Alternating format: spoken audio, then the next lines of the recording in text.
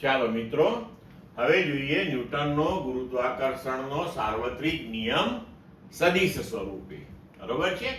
ધારો કે આપણે કાર્ટેશિયન કોઓર્ડિનેટ સિસ્ટમ જે છે આપણી, તેમાં બે પદાર્થ વિચારી લઈએ, m1 અને m2 દળવાળા, કે જેમના ઉગમ બિંદુની સાપેક્ષે સ્થાન સદિશો r1 અને r2 છે. બરોબર છે. હવે ધારો કે આપણે m1 પદાર્થ પર આ m2 પદાર્થ જે છે એના દ્વારા લાગતું જે બળ છે એ વિચારીએ, તો હવે ગુરુત્વાકર્ષી બળ જે છે એ માત્ર આકર્ષી બળ છે, એમાં અપાકર્ષણ છે નહીં. એટલે કે આ બીજો પદાર્થ એ પહેલા પદાર્થને પોતાની તરફ આકર્ષે, એટલે પહેલા પદાર્થ ઉપર બીજા દ્વારા લાગતું જે બળ છે F12, બરોબર છે, તો ફોર્સ ઓન 1/2, તો એ 1 થી 2 ની દિશામાં હશે. તેવી જ રીતે જો આપણે લઈએ 1 દ્વારા 2 ઉપર લાગતું બળ, તો ફોર્સ ઓન 2/1, તો એ 2 થી 1 તરફની દિશામાં હશે. બરોબર છે. તો સદિશ સ્વરૂપે આપણે આ બળને F12 સદિશ અને F21 સદિશ તરીકે દર્શાવી શકીએ. બરોબર છે. હવે જો અહીંયા આપણે સદિશ r1 r2 અથવા તો r2 r1 એ લઈએ, તો અહીંયા આપણે r2 r1 જે છે એ r12 સદિશ આપણે લીધો છે. એટલે કે જો r1 સદિશને આપણે અહીંયા આવી રીતે ઊંધો કરી દઈએ તો એ થશે -r1. હવે આનું શીર્ષ અહીંયા આવી ગયું, એનું પુચ્છ અહીંયા છે. જો આ બંનેને જોડતો સદિશ આપણે તૈયાર કરીએ તો સદિશોના સરવાળાનો જે ત્રિકોણનો નિયમ આપણે ભણી ગયા છીએ એ પ્રમાણે આપણે લખી શકીએ કે 1 થી 2 ને જોડતો જે આ સદિશ છે એ આપણને આપશે આ બંનેનો સરવાળો, એટલે કે r2 plus -r1, એટલે કે r2 r1. જો આ સદિશ આપણે અહીંયા તૈયાર કરીએ તો એ થશે સદિશ r12, એટલે કે 1 થી 2 ની દિશામાંનો સદિશ. ક્લિયર એકદમ? તો હવે જુઓ, આપણે સદિશ સ્વરૂપે આ બળ રજૂ કરીએ. ધારો કે સૌથી પહેલા આપણે m1 દળ પર m2 દળ વડે લાગતું ગુરુત્વાકર્ષી બળ લઈએ, તો એ F12 થશે. હવે મૂલ્યની દ્રષ્ટિએ તો આપણે જાણીએ છીએ કે Gm1 m2 upon r², એટલે કે આ બંનેના અંતરના વર્ગનું વ્યસ્ત પ્રમાણ. તો F12 બરાબર Gm1 m2 upon r². બરોબર છે.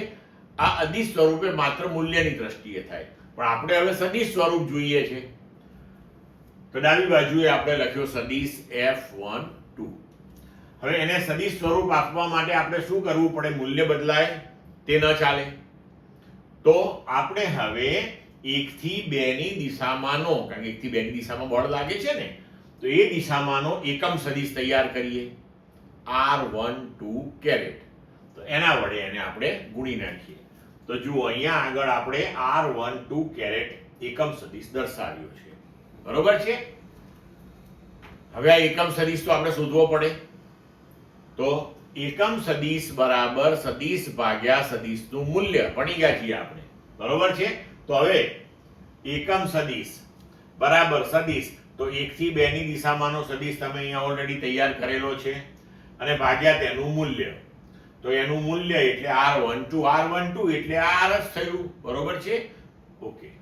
તો હવે જુઓ, એકમ સદિશ r12 બરાબર સદિશ r12 ભાગ્યા સદિશ r12 નું મૂલ્ય એ r જ થશે. તો અહીંયા લખીએ r2 r1 upon r. હવે આ મૂલ્ય આપણે અહીંયા ગોઠવી દઈએ. તો સદિશ f12 બરાબર Gm1 m2 upon r² into એકમ સદિશના બદલે આપણે લખ્યું r12 સદિશ upon તેનું મૂલ્ય, તો એ થશે Gm1 m2 upon r² into r2 r1 upon r. r² into r થઈ જશે r ક્યુબ, એટલે આપણને F12 સદિશ મળ્યો gm1m2 upon r cube into r2 minus r1. Clear એકદમ? હવે આપણે જોઈએ કે m2 દળ પર m1 વડે લાગતું ગુરુત્વાકર્ષણ બળ. આપણે અત્યારે m1 દળ પર m2 દળ વડે લાગતું શોધ્યું. હવે m2 દળ પર m1 દળ વડે લાગતું બળ શોધીએ. બરોબર છે? તો એ થશે F21. તો હવે એ 2 થી 1 ની દિશામાં આવશે, કારણ કે 1 એ 2 ને પોતાની તરફ આકર્ષે. બરોબર છે? તો 2 થી 1 ની દિશામાંનો આપણે એકમ સદિશ તૈયાર કર્યો અહીંયા. અને હવે આપણે એને લખીએ F21 સદિશ બરાબર gm1m2 upon r square into r21 caret. હવે r21 caret જે છે એકમ સદિશ છે, એનું મૂલ્ય 1 એકમ. r12 caret એકમ સદિશ છે, તેનું મૂલ્ય 1 એકમ. પણ હવે જુઓ, આ બંને પરસ્પર વિરુદ્ધ દિશામાં છે. તો હવે આપણે r21 caret જે છે એના બદલે માઇનસ r12 caret લખવું હોય તો લખી શકીએ છીએ. તો minus gm1m2 upon r square into r12 caret. બરોબર છે? હવે r12 caret માટે આપણે અહીંયા આગળ ઓલરેડી લખ્યું છે કે સદિશ ભાગ્યા તેનું મૂલ્ય એ અહીંયા ગોઠવી દઈએ. તો આપણે લખી શકીએ કે સદિશ f12 બરાબર minus gm1m2 upon r cube into r2 minus r1. બરોબર? તો આના ઉપરથી આપણે જોઈ શકીએ છીએ કે સદિશ f12 બરાબર સદિશ માઇનસ f21. એટલે કે 1 પર 2 વડે લાગતું બળ અથવા તો 2 પર 1 વડે લાગતું બળ એ મૂલ્યની દ્રષ્ટિએ સમાન હોય પણ દિશા પરસ્પર વિરુદ્ધ હોય. ક્લિયર મિત્રો એકદમ?